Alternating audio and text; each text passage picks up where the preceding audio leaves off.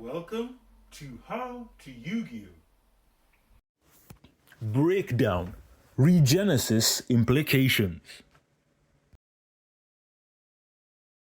Chapter 1.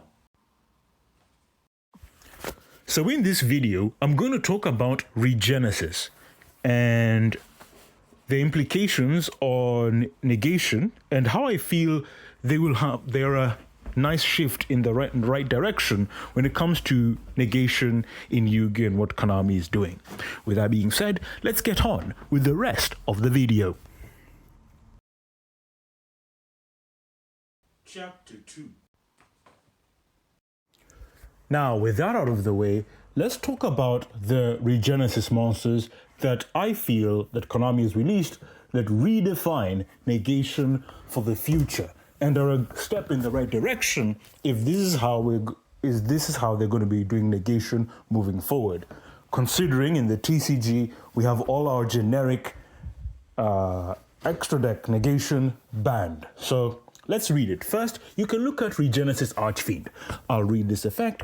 You can special summon this card from your hand by revealing another monster with 2,500 attack or defense in your hand. You can only special summon Regenesis Archfiend once per turn this way. You can only use each of the following effects of Regenesis Archfiend once per turn.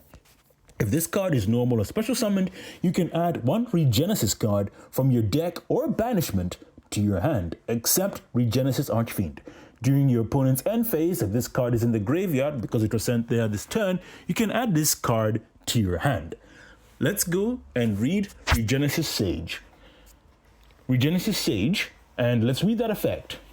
The clause, if a monster with 2,500 original attack or defense is on the field, you can special summon this card from your hand. You can only special summon Regenesis Sage once per turn this way. You can only use each of the following effects of Regenesis Sage once per turn. When your opponent activates a card or effect, quick effect, you can send one other Regenesis card from your hand or face-up field to the graveyard. Negate the activation, and if you do, destroy that card.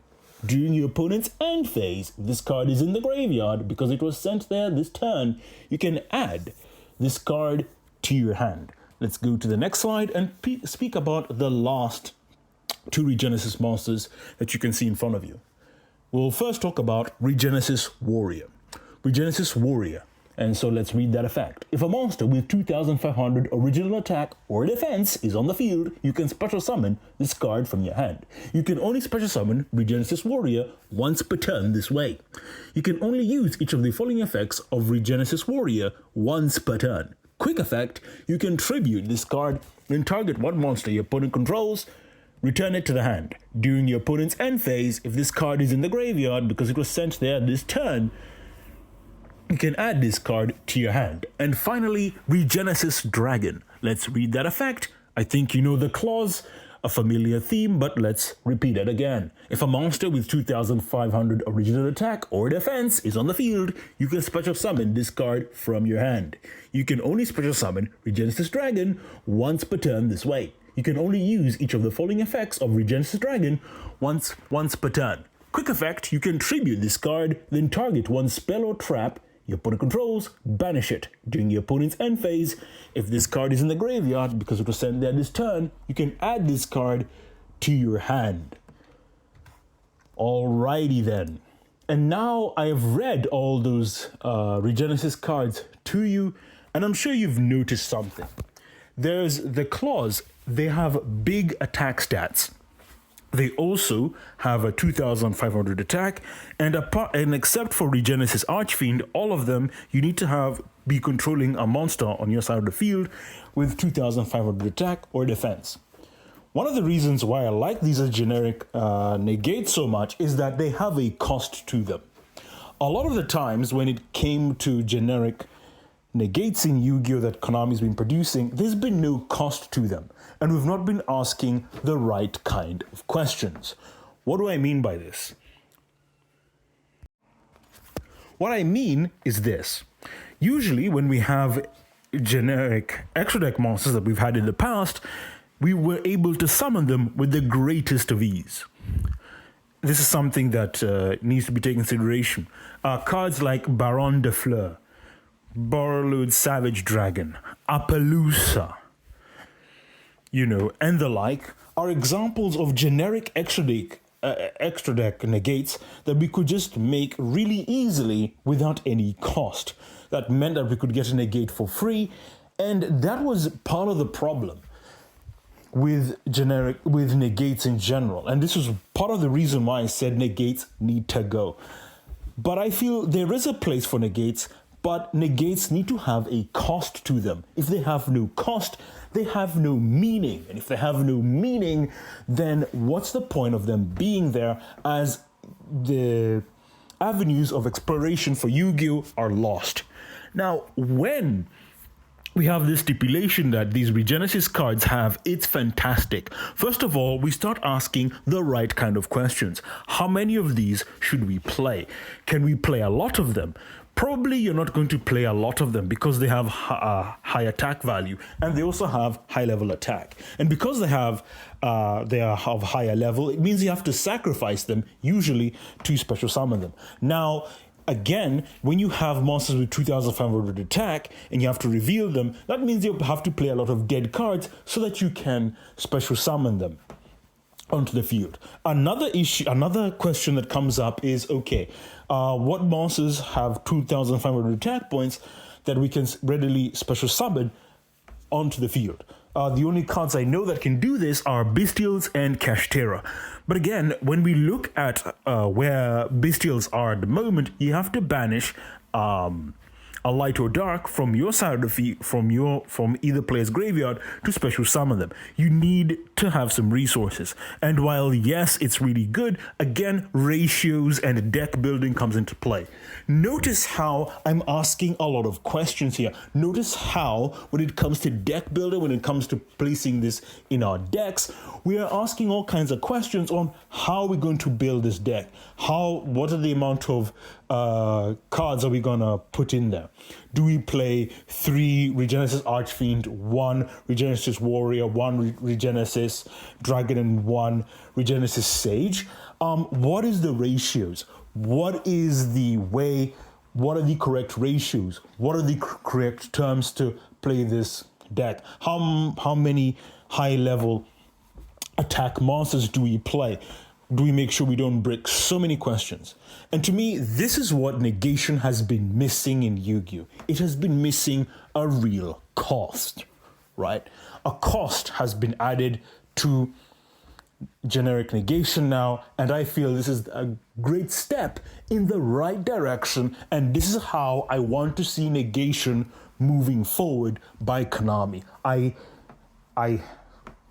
I support this stance, and I like this stance very much. This is how negation needs to be, especially on if it's generic. It needs to have a clear cost to it, and while yes, it does have a way they do come back to your hand, but again, they come back in the opponent's end phase, and they've got to be sent there in the opponent's turn. I like it. I like it a lot. These are great cards, fantastic cards.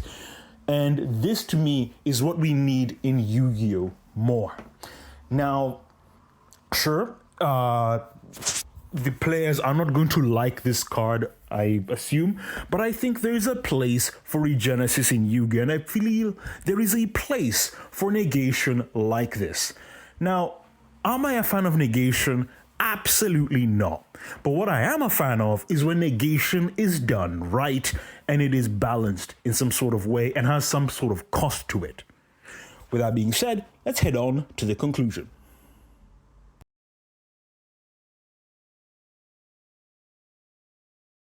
Final chapter. Here I am at the end, and we hit the conclusion. And all I want to say is that I'm liking the steps that we're taking negation and what Konami is doing here with negation. I like it a lot. Now, in my eyes, I'd much rather not have negation at all, but if we are going to have it, as I play devil's advocate, I'd definitely like it to be done in this way, where the cards have a clear cost. You can't just spam them onto the field, and even if you do spam them onto the field, there's hidden costs and hidden things everywhere. Do you play a lot of them? Do you play least amount of them? You ask the right kind of questions. You ask deck building questions. You ask consistency questions. You ask all these creative questions. And that to me is what it's all about. You should not be able to just slap in a negate in your deck free willy-nilly without any consequences. You need to think about your deck, think about what you're adding in, and think about all these factors that make your deck good in Yu-Gi-Oh! And this is what I like about Regenesis, and this is what needs to be when it comes to negation. Again, when I look at the future and I look at the generic floodgate we have, again, I am a fan of it.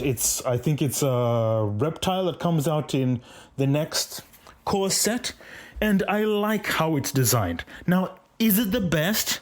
Absolutely not. But I can definitely agree for it to be as a template of how a floodgate should be.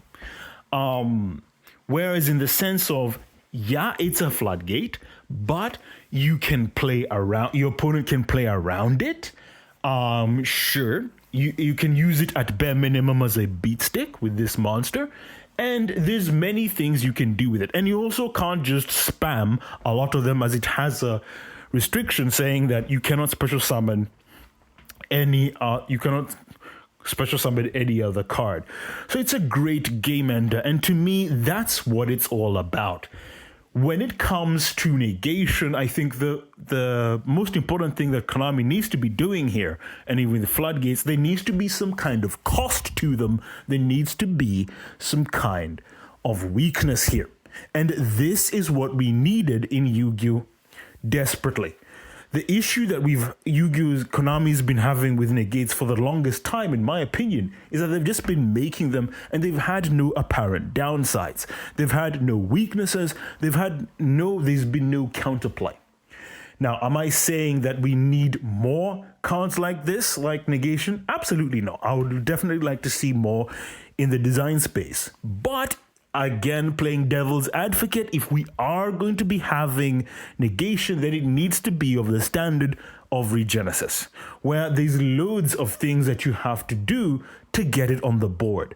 Because, as I've said this before, and I think I'm going to say it again, negation in my eyes, is the most powerful form of effect in Yu-Gi-Oh! As you're denying effects from ever happening in the first place. And as a result, they need to come with extremely high costs, in my opinion, as they deny plays outright.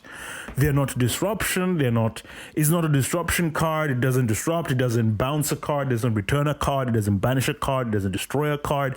It is straight up denying effects from ever activating, which is completely different and should definitely be treated with the highest form of restriction, right? They should be given the respect they deserve and the power level that they deserve. Negation should not be treated willy-nilly, that you can just slap it out and give it to every card under the sun.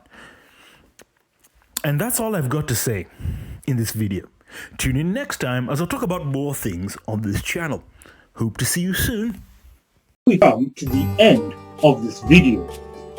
So, as I like to say, you are one step closer to becoming a Yu-Gi-Oh! Master. My fate, right, is in your hands.